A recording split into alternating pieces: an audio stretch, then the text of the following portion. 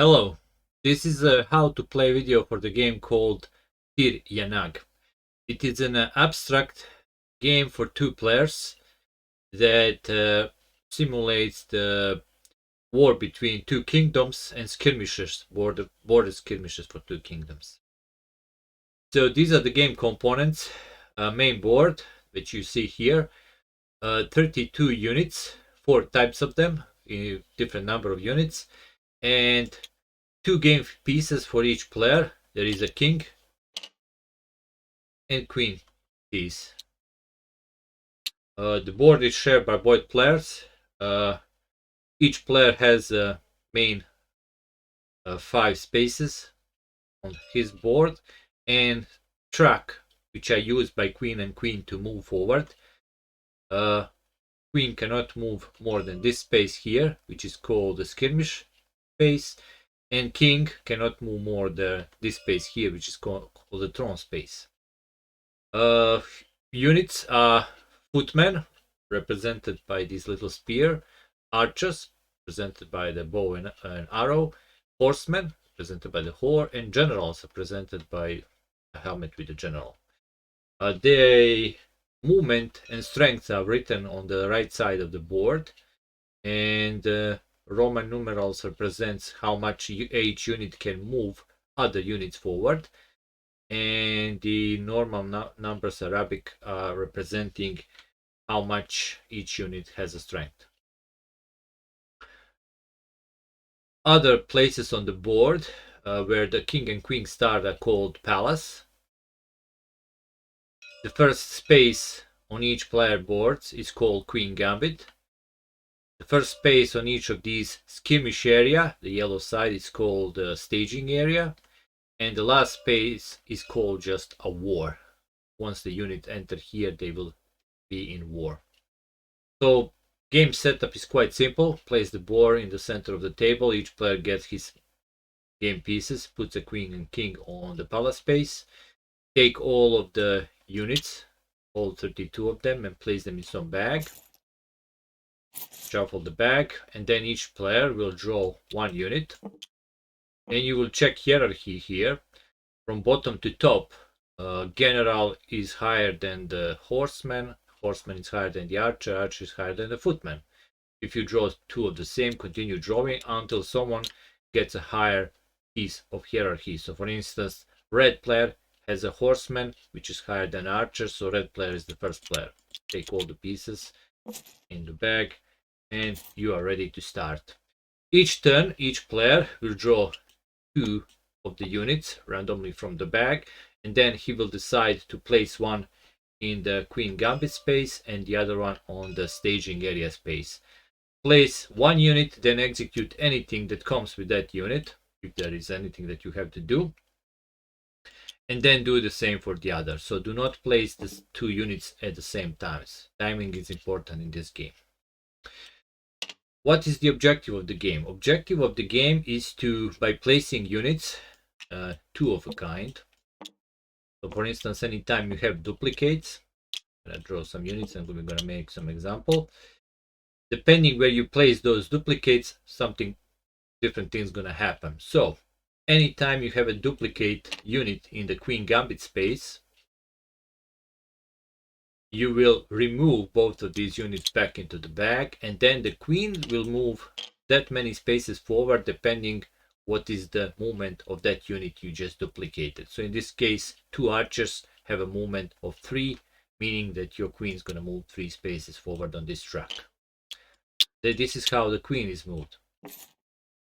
The units can be moved every time you place the 2 of the same. So for instance, let's place another footman here. Once you have 2 of the same, one of the duplicates will move forward that much spaces. For movement for the footman is 1 plus 1 other unit. So duplicate always have to go forward. You cannot have the same units on the same space, neither in the queen gambit space, neither of any of these skirmish areas. In the war space, you can have as many duplicates you want, and units cannot move further than this. So in this case, I would have to move a footman and a general forward 1 space. These can cascade, meaning that once I put the footman here, I have to move the other footman forward one space, and then I have ability, because there are duplicates, to move one footman and one additional unit forward again one space. This is how you're going to eventually move the units into the war space. Once you have 6 or more units in the war space, the war happens.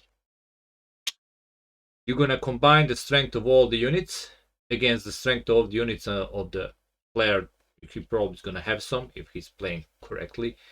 And who has the higher strength is the winner of the war. And the difference is how many the king, whoever has the highest strength, will move forward. So in the case no units here, and you combine their strength, so footman has a strength of 2, horseman has a strength of 3, and archers have a strength of 1. But general has a strength of any unit in the same space, including other generals. So in this case, we have 2, and a 2, that's a 4, plus 1, that's a 5, plus 3, that's an 8. And then each general will be 5, because there are other 5 units in this space. So that's a 10 plus 8, that's 18, which should move this king 18 spaces forward. There are 14 spaces from the palace to the throne, so this king would end here, and this will basically be winning move for the red player. So you have to eventually also fill in the other space. So this is the war. Every time you have 6 or more units, war will happen automatically. Once you resolve the war, resolve any skirmishes. Let's talk about the skirmishes. Skirmishes happens the moment queen is moved into this skirmish space. If you are the one, let's say I'm the red player and I started a skirmish, I will also get the bonus. Basically what's going to happen, small wars between each of these spaces in each of the skirmish area space.